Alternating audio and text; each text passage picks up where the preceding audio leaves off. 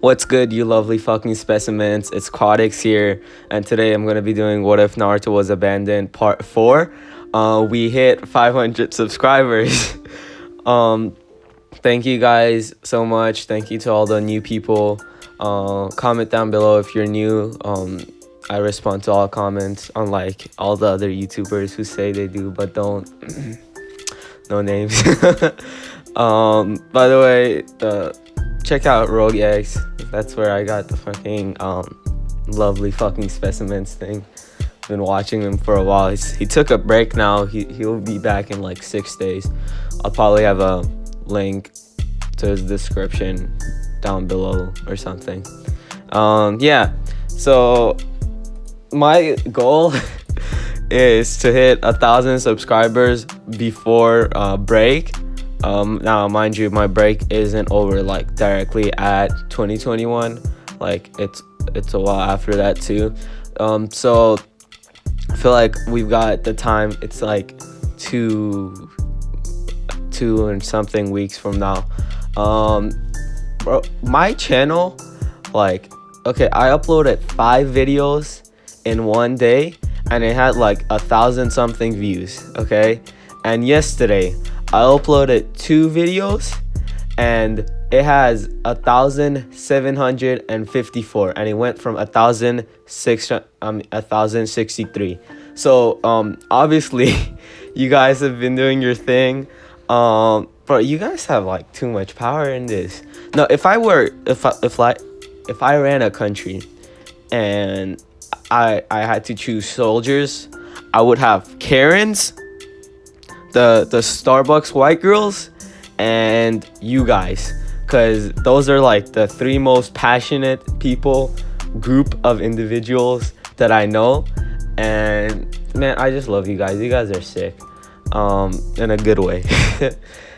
Yeah, let's get into this. MIA Chapter 4, 1:20 p.m. Undisclosed location. Naruto had jumped out and was now ready to fight Karoshi, yes. Karoshi pulled out his sword as Naruto did the same. Naruto's sword was a brown katana with white bandages wrapped around it. Karoshi had the second Hokage sword, Tobirama. It was remodeled to be longer and it was black now. Naruto pushed wind chakra into his sword, knowing that Karoshi's lightning will be stronger than his because of his sword. Naruto charged at him with a burst of speed. They swapped blows for a while until Karoshi got the upper hand. Naruto then smiled as Karoshi charged at him to finish him off.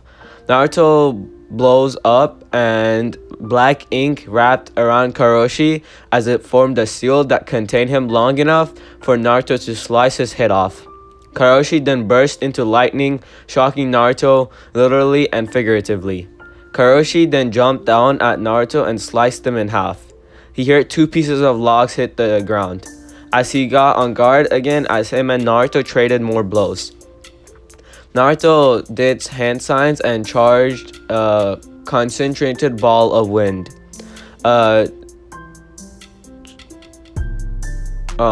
Karoshi charged with his sword as the ball expanded Naruto charged at Karoshi with his sword as the ball expanded in his right hand. He was less aggressive now, and Karoshi was slower because of the damage he took from Naruto's explosion. Naruto jumped back and released the ball into the air. The wind quickly started to pick up as Naruto charged Karoshi again. There was a large storm now, and Karoshi was wondering what was happening. He knew it was the ball that Naruto had released, but what was this for? Naruto did a couple of backflips and landed on a tree. Karoshi did the same. He then raised his hand into the air and said, "Fu Ryu." Karoshi watched carefully as a dragon formed out of the wind. He could sense immense power from it. Naruto covered his body with Sage Chakra as the clone he had gathering Sage Chakra popped. Before Karoshi could do anything, the dragon struck with incredible speed. The whole field exploded in a massive gust of wind that was felt by all nearby towns. With cuts over his clothes, Naruto moved to where he saw Karoshi last. He picked up the second Hokage sword as he smiled. He didn't unwrap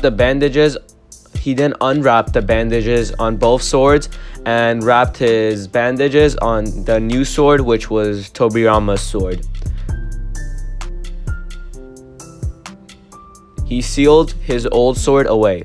The bandages he wrapped around his new sword had plenty of seals on it. He then headed to the place he used to call home, Konoha. He was going to turn in Karoshi's body there, not bodies. He's a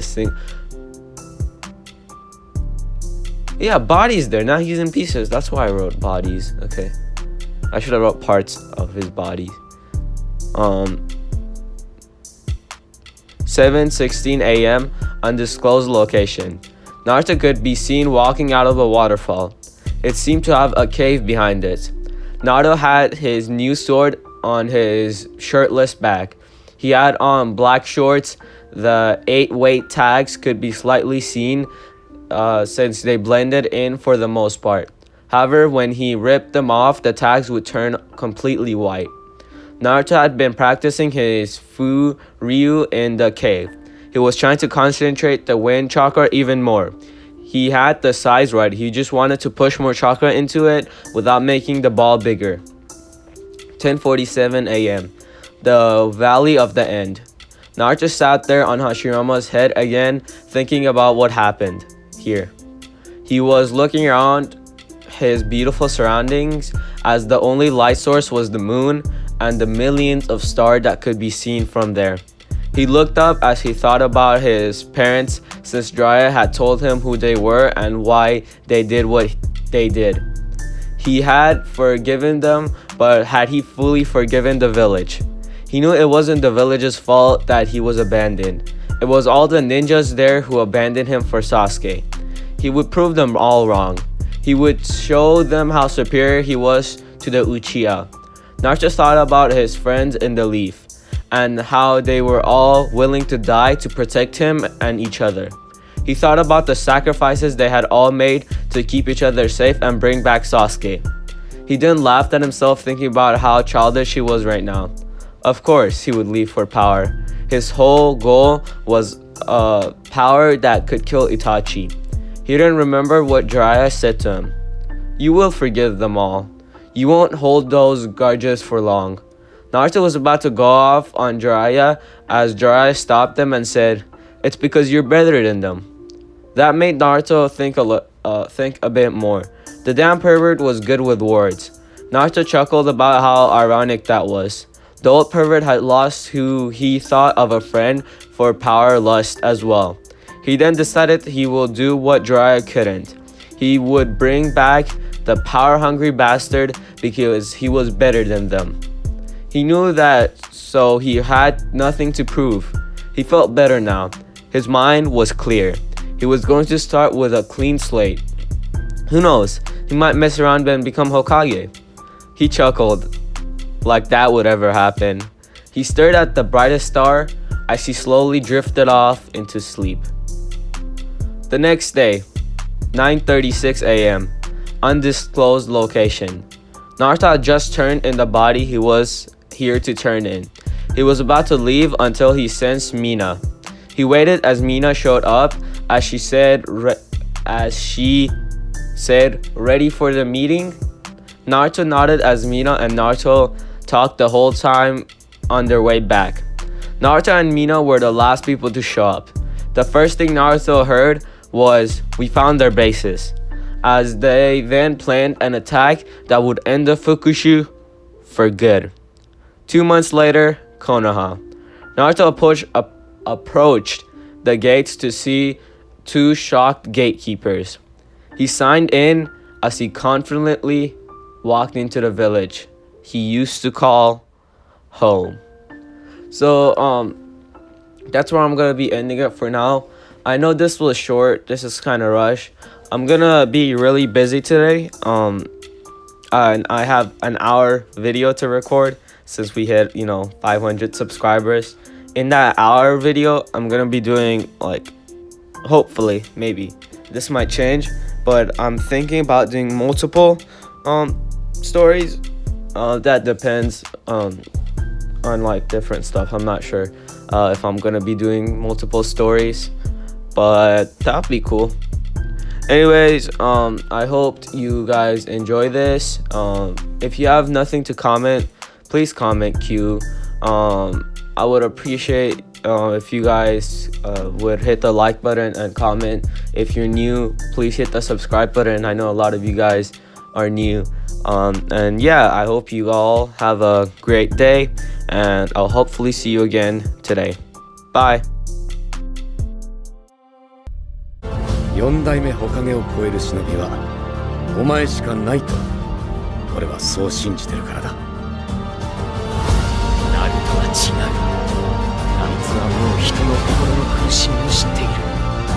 今はもう化け狐じゃない。あいつはこの葉隠れの里の渦巻きナルトだ。